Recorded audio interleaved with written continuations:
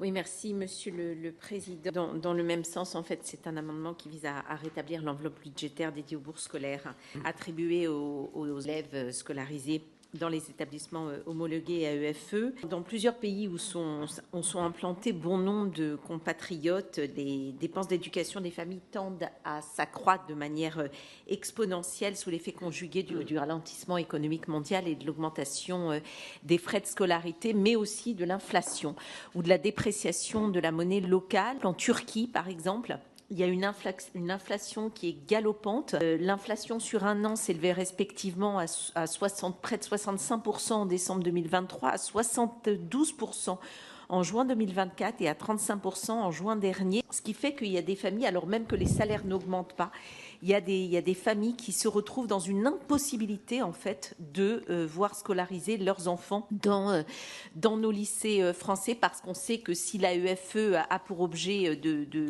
d'accorder ces bourses-là, on sait que son action s'effectue dans la limite des moyens budgétaires disponibles, évidemment. Donc dans ce contexte, au-delà d'envoyer un mauvais signal aux familles boursières établies hors de France, cette baisse de 4,9 millions d'euros de crédits alloués aux bourses scolaires ne tient pas compte de la réalité économique locale à laquelle font face ces familles. C'est la raison pour laquelle cet amendement propose de revenir sur la baisse initialement prévue en maintenant le niveau des bourses scolaires simplement de l'année précédente. Je vous remercie.